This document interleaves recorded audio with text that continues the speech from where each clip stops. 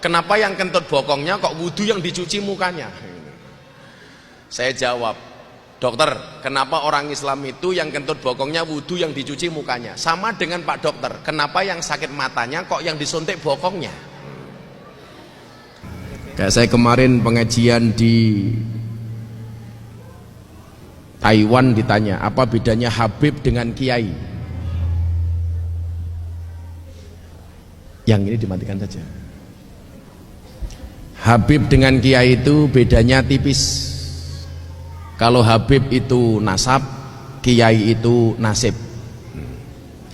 Anaknya Habib pasti jadi Habib, anaknya Kiai belum tentu jadi Kiai. Bapak Ibu rahimakumullah, pesawat saya sebenarnya dari Jakarta itu harusnya take off pada pukul 4 sore waktu Indonesia.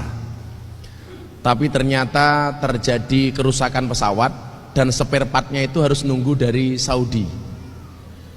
Maka harus delay sampai jam ini baru take off dari Jakarta. Jam 7 malam saya tanya ke maskapai, ada nggak pesawat yang berangkat ke Saudi malam ini? Ternyata ada pukul 20 waktu Indonesia Barat. Maka saya minta kepada pihak maskapai, bisa nggak saya disuit pesawatnya jadi jam 8 malam. Tadinya nggak boleh Pak Konjen, jangan, nggak bisa.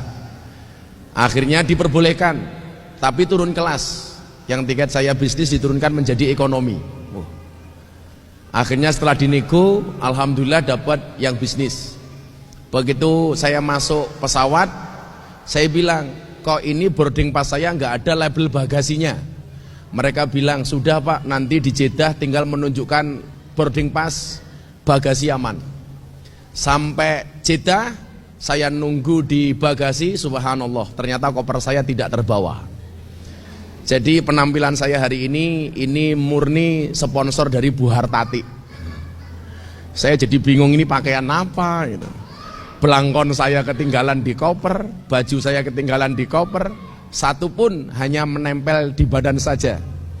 Maka saya jadi ingat kemudian yang disampaikan oleh Ibnu Athaillah As-Sakandari di dalam kitab Hikam. Beliau mengatakan, arih nafsaka minat tadbir. Manusia itu nggak usah kebanyakan ngatur. Kenapa? Karena hidup sudah ada yang ngatur. Manusia itu hanya menjalani saja. Saya seringkali Pak Konjen itu gagal ngaji gara-gara pesawat. Sebulan yang lalu saya dapat undangan pengajian di Amsterdam, di Belanda. Saya waktu itu alhamdulillah dapat kesempatan pengajian di Belanda, Swiss, Italia, Belgia. Pulang ke Jakarta harusnya landing di Jakarta jam 3 sore. Tapi ternyata di Cengkareng kena badai. Setelah muter-muter di udara nggak bisa turun, akhirnya pesawat harus turun di Surabaya. Padahal jadwal saya jam 3 sore landing, jam 6 sore berangkat ke Jogja, jam 9 malam pengajian di Purworejo. Tapi akhirnya apa? Gagal gara-gara pesawat saya landing di Surabaya. Maka manusia boleh punya aturan, tapi Allah yang maha ngatur. Manusia boleh berencana, tapi isi ATM yang menentukan. Makanya saya nggak berani Pak buat aturan. Sebulan kemudian saya pengajian di Batam. Jamaah saya dari Singapura hadir ke Batam. Jam 12 siang harusnya boarding, sampai jam 9 malam tidak bisa berangkat. Maka disinilah kemudian Ibnu Athaillah mengatakan, mata waqafa matlabun anta tolibuhu birobika wala tayassara matlabun anta tolibuhu binafsika.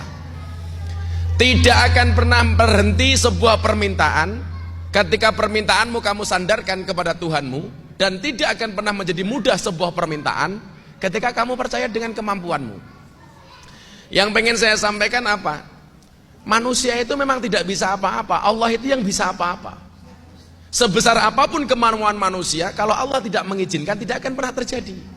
Tapi sebaliknya, sesulit apapun sebuah persoalan, tetapi ketika Allah menghendaki menjadi mudah. Coba, tidur itu kan perkara sepele. Tapi berapa banyak orang yang tidak bisa tidur? Di atas kasurnya tebel, selimutnya anget, baca doa, bismika Allahumma ahya wa bismika amut, tetapi matanya nggak merem-merem. Tapi heran saya apa bapak-bapak ini, kalau di atas ranjang mau tidur baca doa nggak tidur-tidur, tetapi kalau khutbah Jumat, mendengarkan khutbah Jumat nggak baca doa, tidur. Makanya kalau saya ditanya obat tidur yang paling mustajab adalah khutbah Jumat. Makanya kalau saya ngaji begini ibu-ibu tidur nggak apa-apa, nggak apa-apa. Kalau saya lagi ceramah bapak ibu tidur nggak apa-apa, itu nikmat. Tidur saja nggak apa-apa, cuman kebangetan. Imam Al-Ghazali mengatakan an-naumu akhul maut, tidur itu saudaranya mati. Maka kalau saya pidato Anda tidur berarti Anda pengen cepat-cepat mati. Manusia tidak bisa apa-apa, Pak. Jangan klaim saya bisa, nggak bisa. Saya kasih contoh yang paling gampang. Saya sering ngaji kitab hikam, Pak. Maka saya senang dengan kata-katanya Ibnu Athaillah, itu menyenangkan menurut saya. Manusia itu tidak bisa apa-apa. Saya kasih contoh. Kalau memang manusia itu bisa, seharusnya polisi itu rumahnya paling aman. Kenapa? Karena polisi itu pekerjaannya mengamankan rumah orang lain. Tapi nyatanya banyak polisi rumahnya kemalingan. Berarti polisi nggak bisa apa-apa, kecuali dibuat bisa oleh Allah Ta'ala. Kalau memang manusia itu bisa, seharusnya guru itu anaknya paling pinter. Kenapa? Karena guru itu pekerjaannya memintarkan anak orang lain. Tapi nyatanya banyak anaknya guru yang goblok. Berarti guru yang tidak bisa apa-apa. Kalau memang manusia itu bisa, seharusnya dokter itu badannya paling sehat, umurnya paling panjang. Kenapa Bapak Ibu? Karena dokter itu pekerjaannya menyehatkan orang lain. Ning nyatane dokter ya loro. Kuwi berarti dokter ya ora iso apa-apa. Maka ketika saya diundang Fakultas Kedokteran UGM, saya bilang, dokter ki goblok. Kenapa Gus kok dokter goblok? Jelas.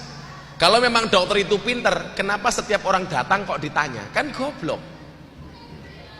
Sing pinter ki panitia, aku rung njaluk wis diwenehi, kuwi pinter banget gitu. Goblok. Setiap orang tanya, orang datang ditanya, "Mas, jenengan loro apa?" Kan goblok. Yang pinter itu cuma satu, Pak, dokter hewan. Nggak pernah ditanya, langsung disuntik. Orang no sapi teko ditakoni, "Sapi, kamu sakit apa?" Itu nggak mungkin. Saya bilang gitu, dokternya marah. Kenapa kok ngangung-ngangung? Apa dibalik aku ngeson kamu ngaji di sini? Bahasanya kecil saja. Dokternya marah sama saya.